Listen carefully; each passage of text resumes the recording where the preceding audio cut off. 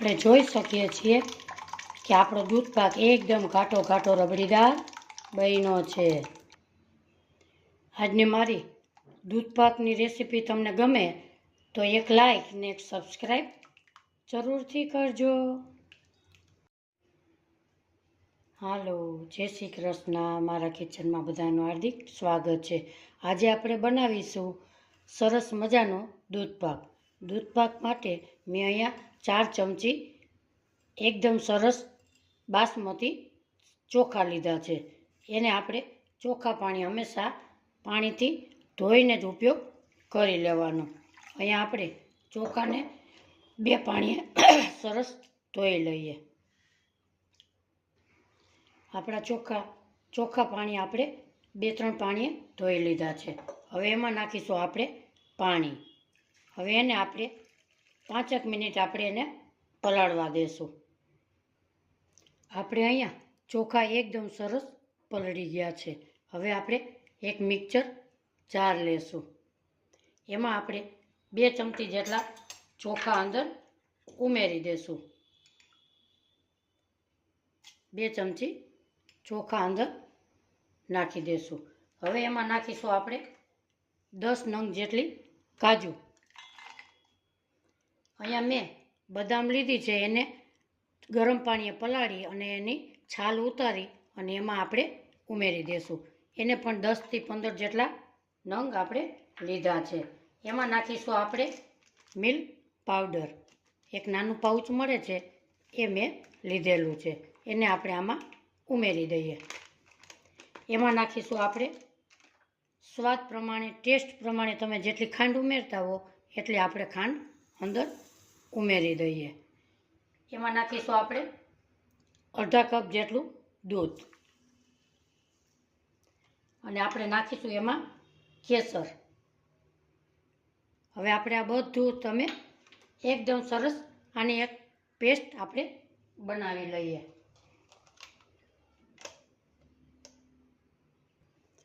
તમે જોઈ શકો છો આપણી એકદમ સ્મૂધ એવી પેસ્ટ બની ગઈ છે। આ પેસ્ટ બનાવવાથી તમારો દૂધ પાક એકદમ સરસ ટેસ્ટી બને છે। હવે આપણે આગળની પ્રોસેસ કરી લઈએ। હવે આપણે ગેસ ઉપર એક કુકર મૂકેલું છે, એમાં આપણે 1 ચમચી ઘી ઉમેરીશું। ઘીને ગરમ થવા દેશું। આજ આપણે દૂધ પાક એકદમ સરસ ટેસ્ટી અને ઘાટો બનાવવાના છીએ। તો આજનો મારો વિડીયો તમને ગમે તો લાઈક, શેર ને સબસ્ક્રાઈબ કરવાનું ભૂલશો નહીં। આપણું ઘી એકદમ સરસ ગરમ થઈ ગયું છે।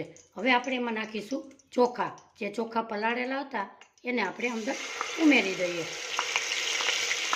ચોખા હંમેશા ઘીમાં રોસ્ટ કરવાથી તમારો દૂધ પાક એકદમ સરસ ટેસ્ટી એવો બને છે।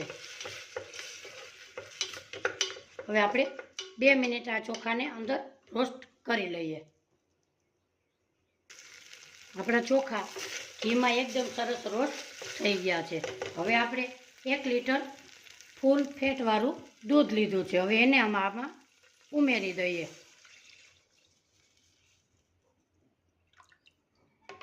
હવે આવી રીતે આપણે એકદમ સરસ હલાવી લઈએ એટલે ચોખા નીચે ચોટે નહીં। હવે આપણે ઢાંકણ ઢાંકીશું, પણ ઢાંકણને આવી રીતે આમાં થોડુંક એવું ઘી લગાવીશું એટલે આપણી ખીર, આપણું દૂધ પાક ઉભરાય નહીં। આવી રીતે ફરતી કોર આપણે ઘી લગાડી લઈએ। હવે આપણે ઢાંકણને ઢાંકી દેશું અને ધીમા ગેસે 2 સીટીને આપણે વગાડી લેશું। આપણે અહીંયા ધીમા ગેસે 2 સીટી વાગી ગઈ છે। હવે આપણે ગેસની ફ્લેમ બંધ કરીશું। કુકરને 2 થી 5 મિનિટ ઠંડુ થવા દેશું। હવે આપણું કુકર એકદમ સરસ ઠંડુ થઈ ગયું છે। હવે આપણે એને ખોલી લઈએ। આપણો દૂધ પાક એકદમ સરસ બની ગયો છે। હવે આપણે એક બાઉલમાં લેશું। અહીંયા ગેસ ઉપર એક પેન મૂકેલી છે. એ પેનમાં આપણે દૂધ પાકને ઉમેરી દેશું. હજી આપણે બધી વસ્તુ નાખી અને આમાં આપણે 2 થી 5 મિનિટ હજી પકાવવાનો છે.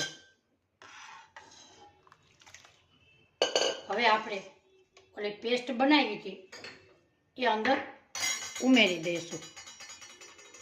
હવે આ પેસ્ટને એકદમ હલાવી અને અંદર દૂધ પાકમાં આપણે ઉમેરી દઈશું. એટલે આપણો દૂધ પાક એકદમ સરસ ઘાટો અને ટેસ્ટી એવો બને છે. હવે આપણે 2 મિનિટ એને ઉકાળી લઈએ. સતત હલાવતા રહેવાનું, નહીંતર આપણો દૂધ પાક નીચે ચોટશે. આપણે જોઈ શકીએ છીએ કે આપણો દૂધ પાક અત્યારથીનો જ એકદમ ઘાટો રબડીદાર બન્યો છે. હવે આપણે 2 મિનિટ આને પકાવી લઈએ. હવે આપણે ફ્લેવર માટે અડધી ચમચી એલચી પાવડર નાખીશું. અને આપણે જાયફળ ફરજિયાત એમાં તમે નાખજો, એનો ટેસ્ટ ખૂબ જ સરસ આવે છે. જાયફળને આવી રીતે આપણે ઘસી લેશું અને મિક્સ કરી લેશું. એમાં નાખીશું આપણે ચારોળી. ચારોળીને મેં એમાં પાણીમાં પલાળેલી હતી 2 મિનિટ પહેલાં. હવે ચારોળીને આમાં ઉમેરી દઈએ. ચારોળી દૂધ પાકમાં ખૂબ જ સરસ લાગે છે. હવે આપણે મેં પિસ્તા લીધા છે. પિસ્તાને ધોઈ અને એની ફોતરી ઉખેડી અને કટકા કરેલા છે, એને પણ આમાં ઉમેરી દઈએ. આપણો દૂધ પાક એકદમ સરસ ટેસ્ટી અને ઘાટો રબડીદાર બન્યો છે. જો આપણો દૂધ પાક એકદમ સરસ ઘાટો રબડીદાર બન્યો છે. હવે આપણે 2 જ મિનિટ એને હલાવી લેશું અને સર્વ કરી લેશું.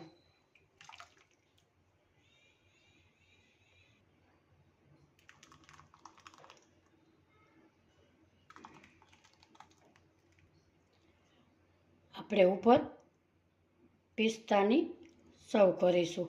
આપણે જોઈ શકીએ છીએ કે આપણો દૂધ પાક એકદમ સરસ ઘાટો રબડીદાર બન્યો છે. એક આપણે બાઉલમાં લેશું અને આપણે જોઈ લઈએ કે આપણો દૂધ પાક કેટલો ઘાટો બન્યો છે. આજની મારી રેસીપી તમને ગમે તો લાઈક, શેર ને સબસ્ક્રાઈબ જરૂરથી કરજો. આપણે ચમચીથી ખાઈ શકીએ એવો આપણો દૂધ પાક સરસ ઘાટો બન્યો છે. તમે કઈ રીતે દૂધ પાક બનાવો છો એ મને કોમેન્ટ બોક્સમાં જરૂરથી જણાવજો.